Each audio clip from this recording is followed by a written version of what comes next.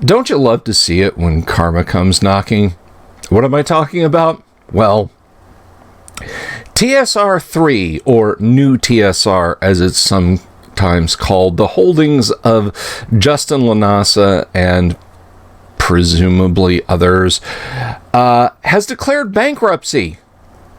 That's right, the man who stepped in and hoovered up all of the little trademark pictures and so on and etc. for TSR hobbies of old has taken one on the chin. He has something like $680 in profits and assets against something on the order of $384,000 in debt.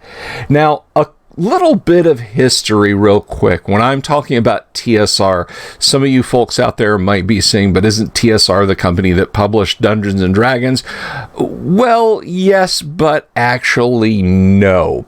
So to bring you up to speed on history, TSR, which began its life as Tactical Studies Rules all the way back in the very early 1970s, existed as a corporate entity until the late 1990s when they were purchased by Wizards of the Coast.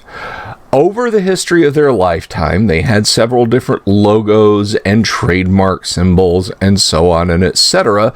that they created. The Gygax and K colophon, the Lizard Man logo, Grimorley the Wizard, the Moon-faced logo, the angled TSR logo, the Dragon Shield, and so on and etc.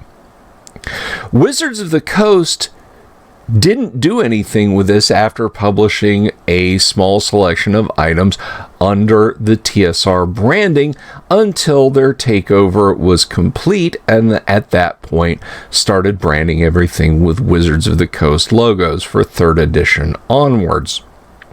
Now, they sat on those, but again, they didn't do anything with them from a legal standpoint. They let their trademarks expire. That was the end of TSR. TSR3 was a small games design group that invested the money and the time to acquire those logos and trademarks to use for their projects, presumably with the blessing of Wizards of the Coast. That's fine. Everything's hunky-dory. Where the problem comes in is when literally they were asleep. Justin LaNasa waited until the second that TSR2's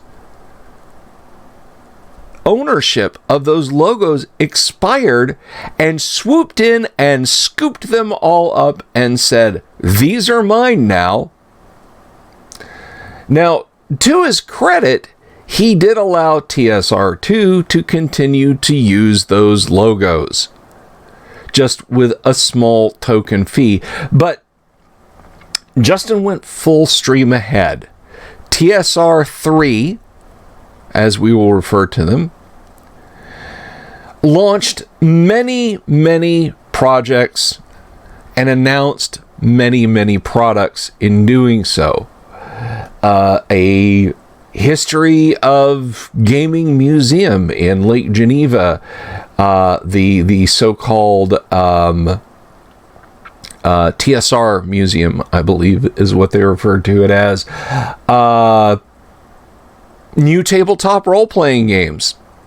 And all this would be fine if a little bit shady for basically sniping the logos out from under TSR2, if it wasn't for the fact that Justin LaNasa seemed to involve himself in every possible negative aspect of promoting his company. Accusations of having highly discriminatory material in early drafts of his re-release of Star Frontiers being just one example.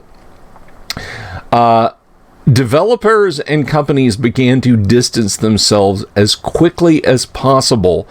And probably the biggest example of self-own that came along from TSR3 was LaNasa's reaction to Wizards of the Coast putting a disclaimer on old RPG products that it doesn't represent their current ethos, their current year sensibilities, and so on. Now, I've said before on the show that I don't agree with that.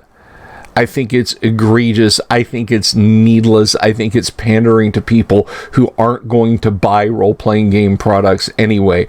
But ultimately, it belongs to Wizards of the Coast. It's theirs to do with what they want.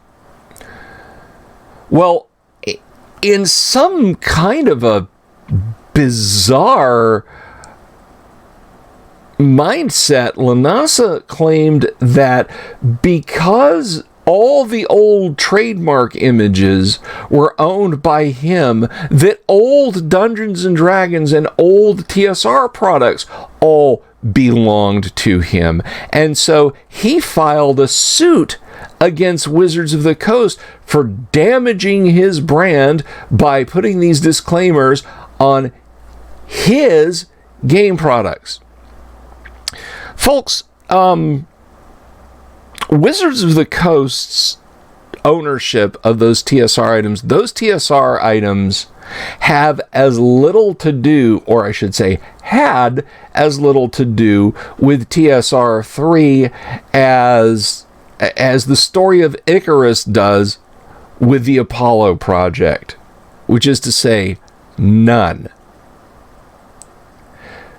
So, what has all this got to do with the price of tea in China? Well, one other note is that Wizards of the Coast turned their baleful eye back on TSR and said, actually, it's you who are damaging Dungeons and Dragons.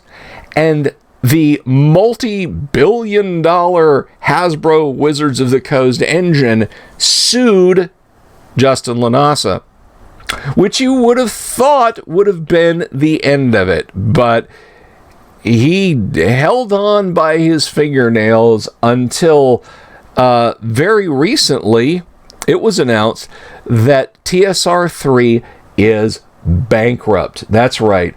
TSR3, or new TSR, has declared bankruptcy. And this comes to us from EN World. And of course, I will link the article in the description below. But let's just take a look at this. So this is new TSR declares bankruptcy. And there's the old moon face logo. New TSR, owned by Justin LaNasa, has filed for Chapter 7 bankruptcy, which will liquidate the company's assets. New TSR's gross revenue so far for 2023 is $621.93, according to the documents filed in North Carolina. This is balanced against total liabilities of $384,000. The company made the news over the last couple of years, emerging in 2020 when then-owner Justin LaNasa and Stephen Deinhardt registered the defunct TSR trademarks and launched the new venture with the involvement of Ernie Gygax, one of D&D's co-creator Gary Gygax's sons. Over the following months, new TSR generated controversy after controversy, attempted to sue D&D publishers Wizards of the Coast, and in March 2022 eventually found itself on the receiving end of a lawsuit from them. And we can see the information here. But here's the interesting thing that happened. You might note that this says notice of automatic stay of proceedings. That's right. You see, because Justin has had to file bankruptcy, that means that there is an automatic 1-year stay of the lawsuit until March of next year. So this kind of buys him some breathing room, I guess. And the article goes on to say, as a consequence of the bankruptcy petition, the current lawsuit between Wizards of the Coast and New TSR is on hold, postponed until March 2024. New TSR's website is still active. So there's basically, in a nutshell, what has happened at New TSR. And normally I don't editorialize that much. That's kind of a bit of a joke, but I wanted to I've been trying to be sort of even-handed about this, but I got to discuss this, and I want to directly address this to the now former owners of TSR3 because it is kaput. All you had to do was not be jerks. Was to not attempt to position yourself as the TSR when everyone knew you weren't. Dungeons and Dragons never belonged to you. Top Secret, Star Frontiers never belonged to you, ever. You could have been good stewards of those TSR logos. You chose differently. You tried to drag people in to your drama who didn't want anything to do with it. You threw mud on the TSR name. You tried to drag Darlene into your nonsense. Yes, we all remember that. Some of us downloaded the videos. All you had to do was shut up and publish games, and you couldn't even do that. So, to TSR3 from the old school end of the hobby, and I want to point something out here as an old school voice. We never embraced these guys. We never looked at these guys as some kind of great third coming of TSR. All right, there was no enthusiastic bunch of voices in the wilderness cheering on Justin LaNasa and TSR3.